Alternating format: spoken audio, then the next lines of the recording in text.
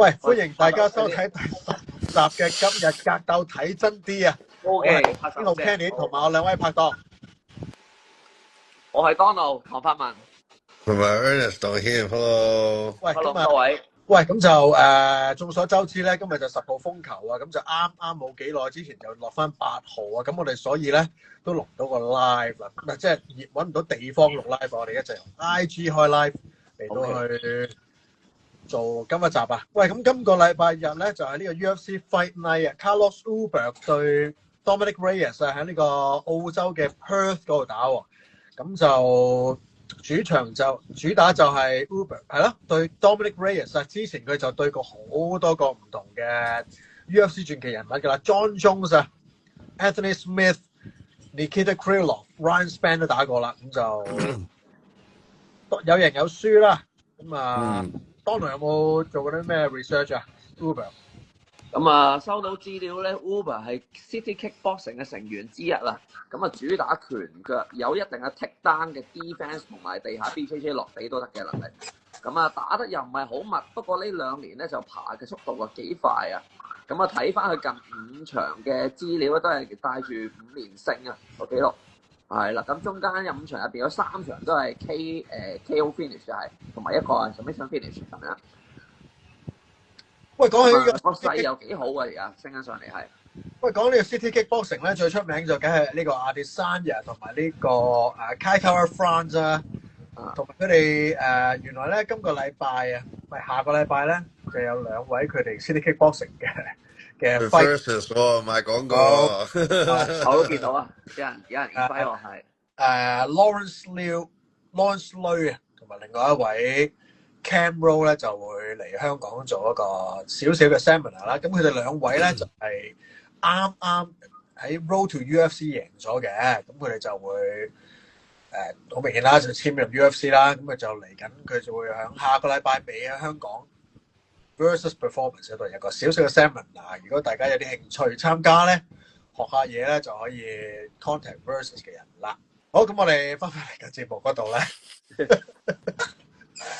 喂，咁Dominic Reyes 對 Carlos Ulberg，你覺得？喂 ，Ern， 你覺得有冇邊個贏面會大啲咧？我覺得Reyes 咧就其實上嗰幾場冇人睇佢贏嘅，講真。但係佢又 KO 咗呢個 Dustin Jacoby 啦，又 KO 咗 Anthony Smith 啦，又 KO 咗 Nikita Krylov 啦，所以開始又多人睇翻啦。因為佢之前咧輸咗俾John Jones 之後。佢輸咗俾John Jones 之後咧，就 on a losing streak， 又輸過俾 Prohaska 啊，即係 KO 式咁樣啦，咁樣跟住個個都以為佢搞掂咗啦，真係冇 no comeback。點不知咧就有一場咧就 Justin Jacoby KO 咗人哋，跟住一連3次 KO 而家咁當然啦，呢個我覺得喺呢張卡上面咧，佢係帶入嚟係做 underdog 嘅，因為澳洲卡 Ulberg 紐西蘭人，當然就係呢個有 home court advantage 係咪先？主場啊，正所謂打到電話咧，就大多數都會判俾本土拳手嘅。喂，咁另外當日嗰場咧嘅 co-main event 啊，就係又係另外一位澳洲拳手 Jimmy Crute 對呢個 Ivan Ersland。咁Jimmy Crute 又係本土拳手啦，咁佢個 record 講咧都有成19場嘅 MMA 經驗啊，贏13就輸4，咁2場就 draw 嘅，咁但係佢暫時打過真係好唯一一個好大嘅大名就打過就係前任男子次重冠軍 Jamal Hill 啊，但係都係輸咗嘅。咁其實佢個即係佢排行嚟講就唔算高啦，但係就始終都係澳洲本土一名出名拳手，咁所以都會係擺咗佢喺呢個 co-main event。咁佢對手就係嚟自克羅地亞嘅 Ivan Ersland 啊，咁過往5場入邊就贏咗2場嘅啫，咁就冇對過任何大名嘅。咁呢場我覺得有少少都係喂俾Jimmy Crute 啊，兩位覺唔覺得咧？都有啲㗎，連輸2場咁又做到co-main係咪？咁但係永遠唔好睇少啲 underdog 啊，就好似上次 UFC 上海咁，張明陽哦，OK，對係呢個 Johnny Johnny Walker Walker 係咪？Johnny Walker連輸2場㗎啦，連輸3場添喎好似。跟住大家以為佢都係 underdog，點不知 calf kick 啊贏翻。仲要係好靚添，啊，冇仲 錯冇錯，knock down 咗阿張明陽嗰個 round and pound finish 幾好。係咁但係原來阿 Jimmy Crute 咧，佢喺2018年啊，就係由呢個 Dana White Contender Series 入 UFC 第一場佢就 submit 咗呢個阿 Paul Craig 咁啊，都算 Paul Craig 而家都算係傳奇人物嚟啊嘛，喺 UFC 雖然唔係到 top of top 啊，但係始終都有大名嚟嘅。兩位有冇嘢發表？所以講下news 啦，又講個 news 啊！有咩 news 講下呢個禮拜？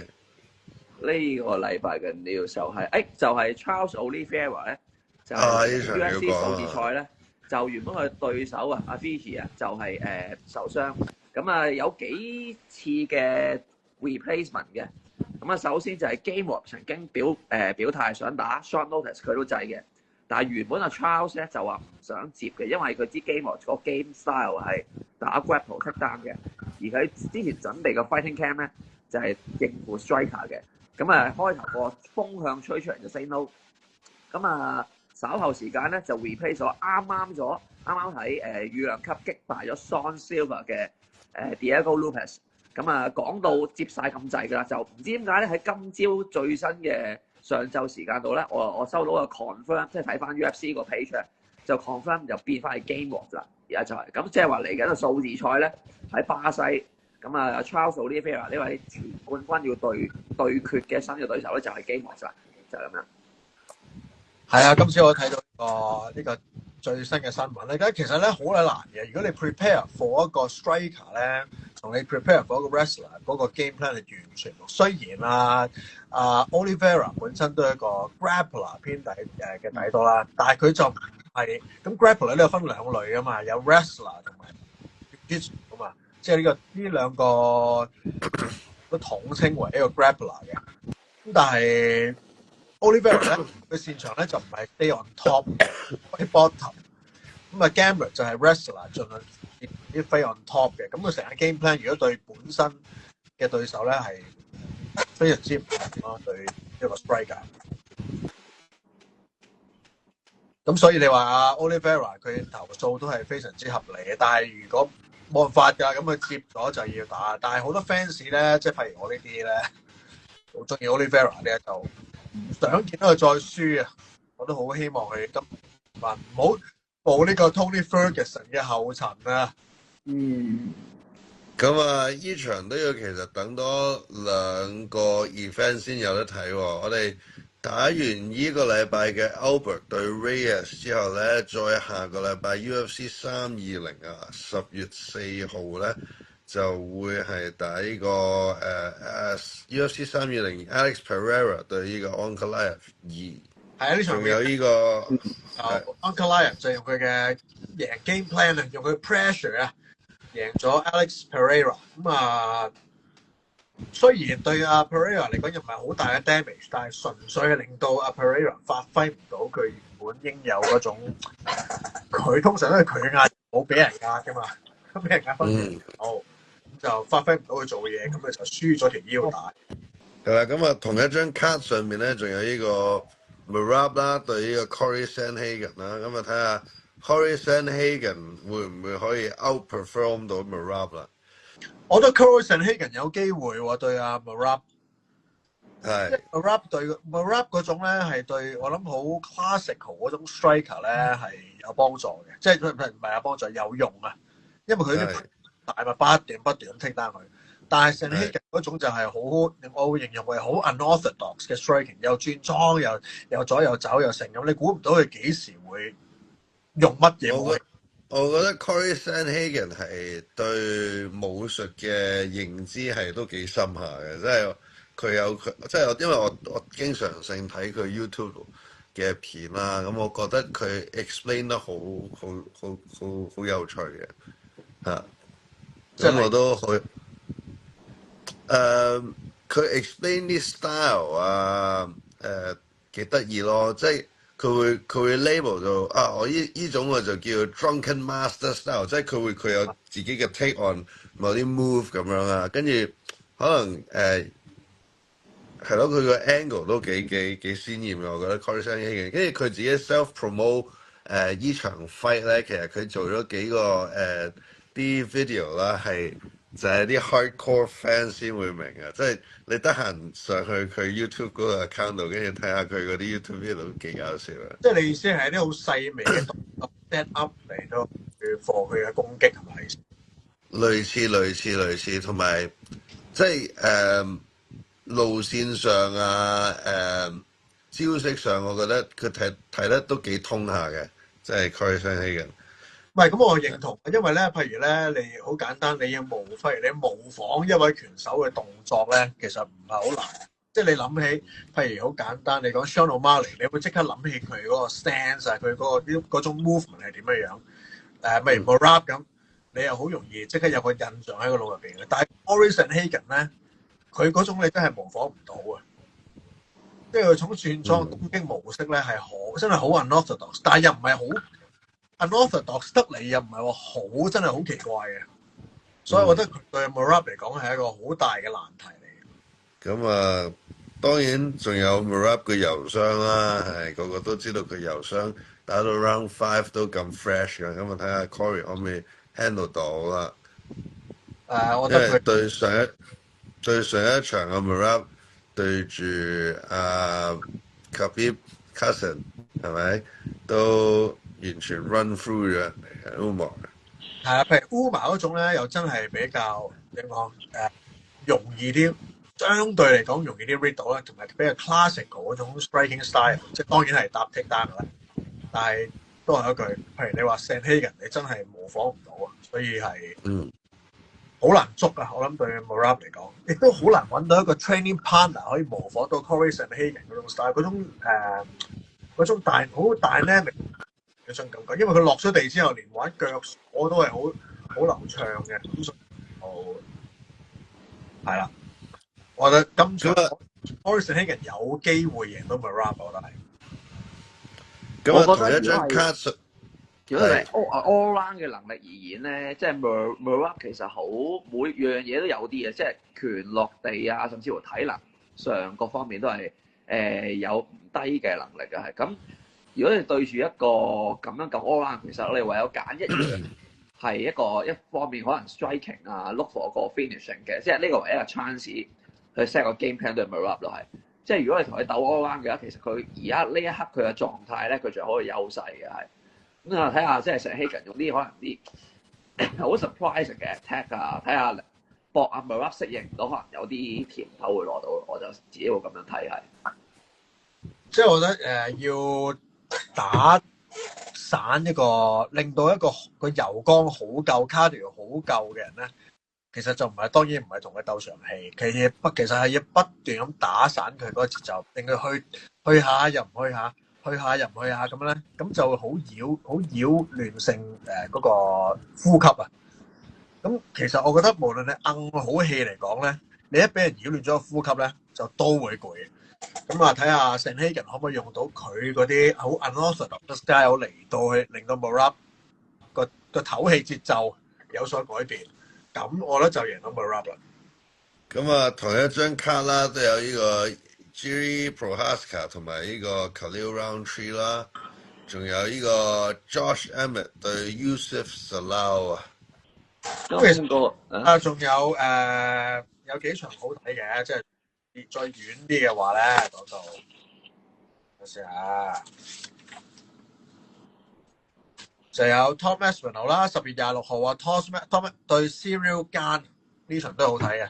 咁啊10月19號咧，仲有 RDR Reinier de Ridder 對 Anthony Hernandez， 咁啊贏咗個 Anthony Hernandez 取消咗喎。係咪啊？Anthony Hernandez 而家變咗